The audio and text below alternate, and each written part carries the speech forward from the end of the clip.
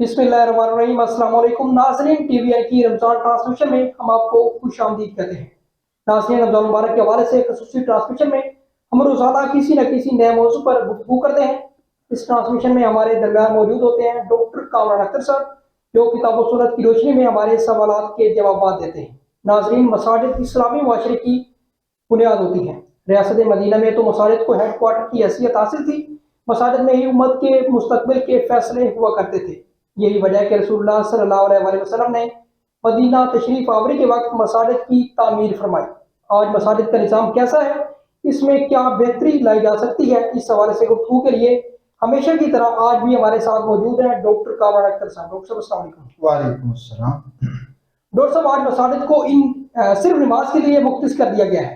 बाकी औकात में मस्जिद के दरवाजे बंद कर दिए जाते हैं। शरई नुक्ता नज़र से क्या मसाजिद सिर्फ इबादतगाह ही हैं या उनकी कोई और अहमियत भी है? बिस्मिल्लाहिर्रहमानिर्रहीम। रसूलुल्लाह सल्लल्लाहु अलैहि वसल्लम की उम्मत की ये शान है कि इस उम्मत के लिए पूरी ज़मीन को इबादतगाह बना दिया गया है। अगर सिर्फ इबादत करना मकसूद और मुद्दा हो तो वो इबादत तो अपने घर के एक गोशे में भी की जा सकती है, किसी भी जगह भी की जा सकती है, किसी खुले मैदान में की जा सकती है। जब एक निज़ाम कायम किया गया है मसाजिद का निज़ाम, हमने मसाजिद को सिर्फ एक इमारत बना दी है, एक बिल्डिंग बना दी है जी। ये बिल्डिंग नहीं है, ये बाकायदा एक निज़ाम है। तो इस निज़ाम को कायम करने से ही ये बात वाज़ेह हो जाती है कि इसका मकसद सिर्फ सजदा गाह मुहैया करना नहीं है, सिर्फ एक चार दीवारी मुहैया करना नहीं है जहाँ पे सजदे किए जा सकें, बल्कि ये बाकायदा एक निज़ाम है। सजदा तो किसी भी जगह पे किया जा सकता है, जिक्र किसी भी जगह पे किया जा सकता है। सुबह शाम अल्लाह का जिक्र करने का हुक्म है जी। सब्बिहूहु बुकरतम व असीला, सुबह शाम अल्लाह का जिक्र किया जाए। लेकिन जब मसाजिद में हम आते हैं और कंधे से कंधा मिला के जब खड़े होकर अल्लाह के सामने झुकते हैं तो इसका जाहिर है कोई ना कोई और मकसद है, और वो मकसद माशरती नौइयत का है। वो मकसद रूहानियत से ज्यादा माशरती नौइयत का है। बिल्कुल यही वजह है कि अल्लाह के रसूल सल्लल्लाहु अलैहि वसल्लम ने अपने घरों में नवाफिल अदा करने का हुक्म दिया। इसका मतलब ये है कि इबादत का जो मामला है उसमें सिर्फ फराइज आप जाकर मस्जिद में अदा करेंगे। जो बाकी इबादत हैं बेहतर ये है, अफजल ये है कि वो घरों में जाके अदा करें, वो तन्हाई में जाके अपने अल्लाह से मांगें, दुआ मांगें, जिक्र करें, इस्तिग़फ़ार करें, अल्लाह के सामने झुकें। तो ये वाला जो मामला ये घर में हो सकता है, तन्हाई में हो सकता है, किसी और जगह हो सकता है। तो इस चीज़ से एक चीज़ वाज़ेह यही होती है कि मस्जिद का जो मकसद है वो मकसद माशरती नौइयत का है कि जहाँ पे पूरी उम्मत के जो लोग हैं या एक जो यूनिट है एक माशरे का, उस यूनिट में एक मस्जिद हो और उस मस्जिद में सब लोग आए और अपनी इबादत भी करें, अपने दुख सुख भी एक दूसरे के साथ बांटें। बिल्कुल। तो डॉक्टर साहब, मसाजिद के इमाम साहिबान को आमतौर पर मस्जिद की इंतजामिया से शिकायत रहती है। अमूमन आइमा मसाजिद को भी इज्जत नहीं दी जाती जिसके वो हकदार होते हैं। इस बिगाड़ की वजह क्या है? ये एक बहुत बड़ा बिगाड़ है। जितनी बड़ी जिम्मेदारी थी इन मसाजिद पे, वो जिम्मेदारी बदकिस्मती से अगर हम बड़े सगीर की हद तक देखें तो यहाँ पर वो जिम्मेदारी पूरी नहीं की गई। अब जो उलमा हैं वो या जो मस्जिद का इमाम है वो चूंकि नमाज के एतबार से वो इमामत करता है, जो हमारी सबसे बड़ी इबादत है, सबसे ज़रूरी इबादत है, सबसे अहम इबादत है। तो अब उसके लिए फिर चाहिए ये कि एक ऐसा मोतबर आदमी हो, ऐसा काबिल भरोसा, काबिल एतबार और कामिल आदमी हो कि जिसकी सब लोग एहतराम करते हों, जिसको हर मामले में लोग फॉलो करते हों। मतलब ये एक अजीब सी मुनाफिकत हमें नजर आती है कि हम अपनी पॉलिटिक्स अपनी मर्जी से कर रहे होते हैं, सियासत में हमारा इमाम कोई और होता है, हमारी मईशत के एतबार से हम किसी और को मान रहे होते हैं, लेकिन इबादत के मामले में एक ऐसे शख्स को मान रहे होते हैं जिसका हम दिल से एहतराम ही नहीं करते, जिसको हम दिल से अच्छे अलकाब से पुकारते तक नहीं हैं, जिसकी हम बात नहीं मानते। भाई आप बाकी किसी मामले में उसकी बात नहीं मानते, उसको इस काबिल नहीं समझते कि उसकी बात मानी जाए, तो आप नमाज के मामले में उसकी बात कैसे मान सकते हैं कि जब वो कहता है तो आप रुकू करते हैं, जब वो कहता है आप सजदा करते हैं, जब आप وہ کہتا ہے آپ نماز شروع کرتے ہیں اور جب وہ نماز ختم کرتا ہے تو آپ اس کے ساتھ نماز ختم کرتے ہیں، اس کے بعد نماز ختم کرتے ہیں. تو یہ کیسی منافقت ہے کہ باقی کسی معاملے میں آپ نے اس کی بات نہیں ماننی، صرف نماز کے معاملے میں بات ماننی ہے.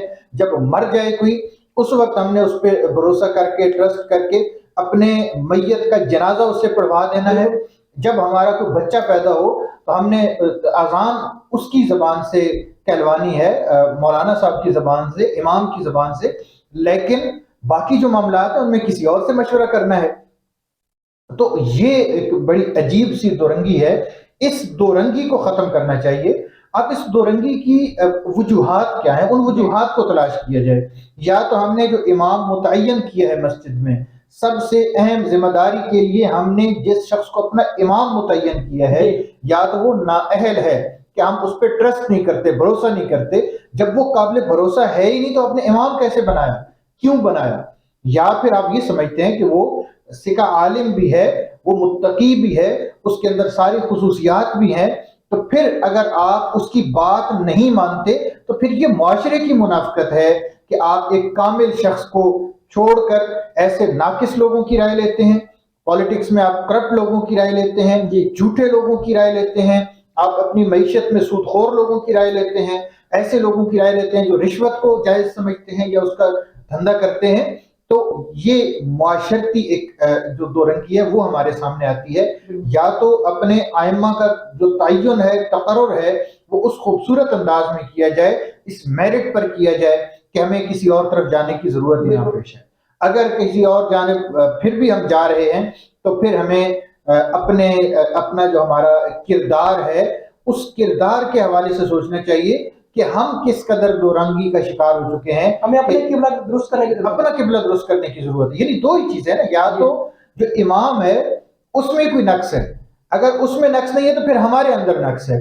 جس کے اندر بھی کوئی مسئلہ ہے اس مسئلے کو حل کیا جائے. اگر جب تک ہم اس انداز میں اپنا یہ جو مسجد کا نظام ہے اس نظام کو بہتر نہیں کریں گے، مساجد اپنا جو رول ہے وہ رول پلے نہیں کر سکیں گی، مساجد اپنا کردار ادا نہیں کر سکیں گی. اتنے بڑے انسٹیٹیوٹس آپ دیکھیں، یہ ایک باقاعدہ انسٹیٹیوٹ ہے ایک مسجد کا، اور آپ دیکھ لیں، سروے کر لیں، کسی بھی سوسائٹی کے اندر دیکھ لیں، کسی بھی ہاؤسنگ سوسائٹی میں دیکھ لیں، کسی بھی محلے میں دیکھ لیں، دیہاتوں میں چلے جائیں تو ایک ایک محلے میں، بلکہ اب تو گلیوں کی حد تک نوبت آ گئی ہے کہ ہر ایک دو گلیوں میں ایک مسجد ہوتی ہے، ایک ہی محلے کے چاروں طرف مساجد ہوتی ہیں. اس کا مطلب یہ ہے کہ اتنی سارا ہم نے سرمایہ جو وہاں پہ انویسٹ کیا ہے، ان کی بلڈنگ بنائی ہے، ان کے ہم بل پے کر رہے ہیں، معاشرہ پے کر رہے ہیں نا، ہم میں سے لوگ پے کر رہے ہیں، لیکن ہم اس کا فائدہ نہیں اٹھا رہے.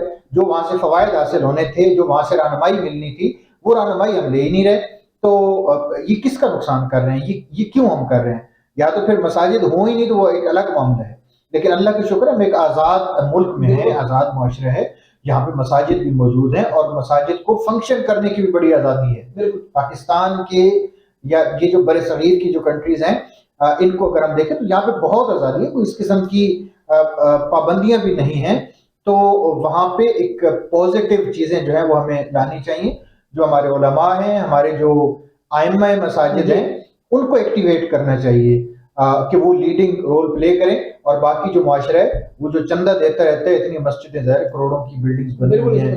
اچھا پھر خوبصورتی جو ہے وہ بھی دیکھیں تو قابل دید ہے. پھر ماہانہ جو اخراجات ہیں وہ بھی پورے کیے جا رہے ہیں، سب کچھ ہو رہا ہے، صرف ان کو ایکٹیویٹ نہیں کیا جا رہا. اور جو مساجد ہیں ان کو بند کر دیا جاتا ہے نماز کے علاوہ جو اوقات ہیں. بھئی یہ بند کرنے کا کیا مقصد ہے؟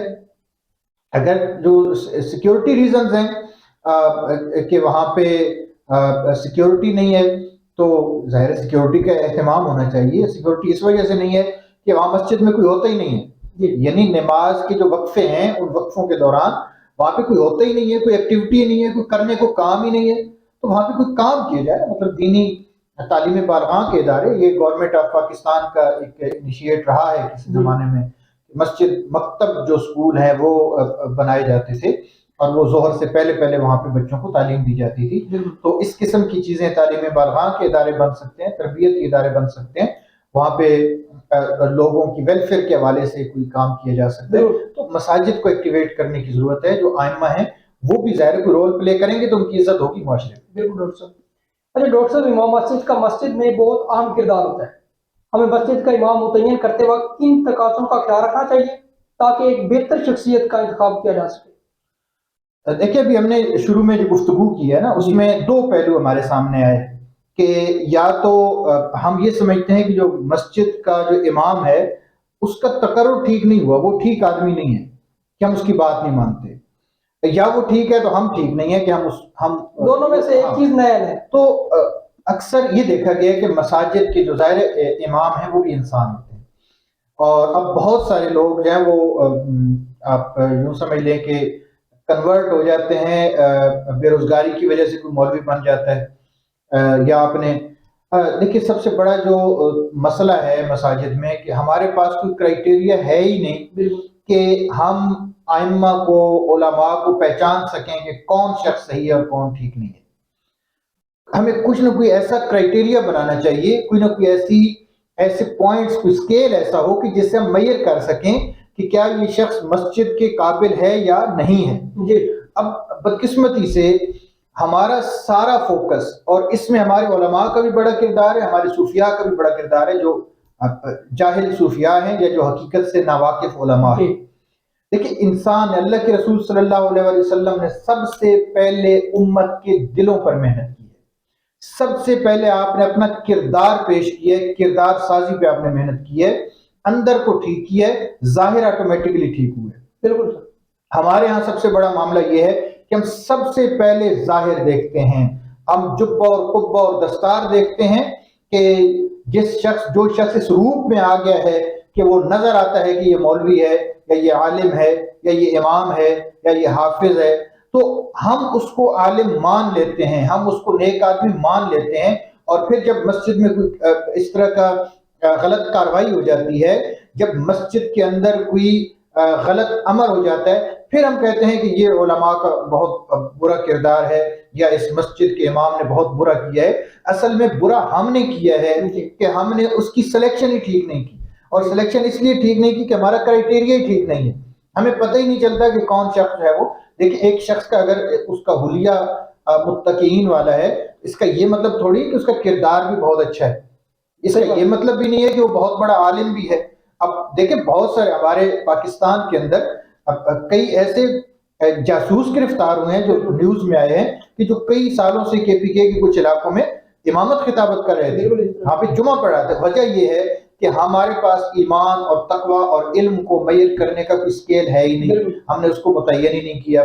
سب سے پہلی بات تو یہ ہے کہ امام کو متعین کرنے کے لیے کوئی ایسا اسکیل ہمیں پرووائڈ کرنا چاہیے، کوئی ایسی پوائنٹس ہمیں دیکھنے چاہیے کہ جن پوائنٹ سے ہم پہچان سکیں کہ کیا یہ شخص امامت کے قابل ہے یا نہیں ہے، اس کیٹیگری میں پورا کرتا ہے. ہاں کیٹیگری میں فال کرتا ہے یا نہیں کرتا. تو اب اس میں کیا ہو سکتا ہے، اس میں آپ اس کی جو علمی چیزیں ہیں ان کو آپ دیکھیں، اس کی نفسیات کو چیک کرنا بہت ضروری ہے. یہ بہت بڑی پرابلم ہے کہ دیکھیں ہمارے سول سرونٹ میں جب آفیسرز کو بھرتی کیا جاتا ہے، انٹرویوز ہوتے ہیں پبلک سروس کمیشن کے.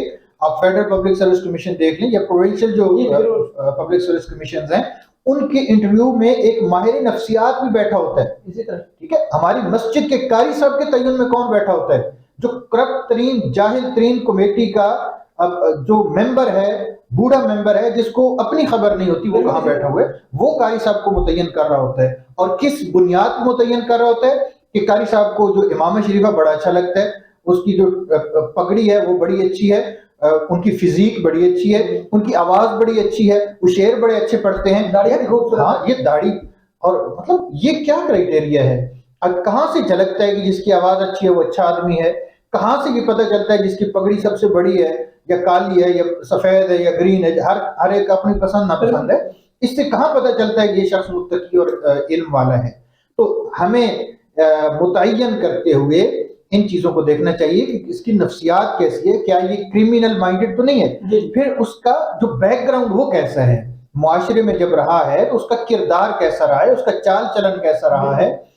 اور اس کے بعد پھر کیونکہ یہ جو رسول اللہ صلی اللہ علیہ وسلم نے دین میں دین کی جو تبلیغ، عقائد کی تبلیغ کی، اس سے بھی پہلے کردار کی تبلیغ کی ہے، اپنے عمل سے کی ہے. آپ محمد رسول اللہ بعد میں مشہور ہوئے، الصادق اور الامین پہلے مشہور ہوئے.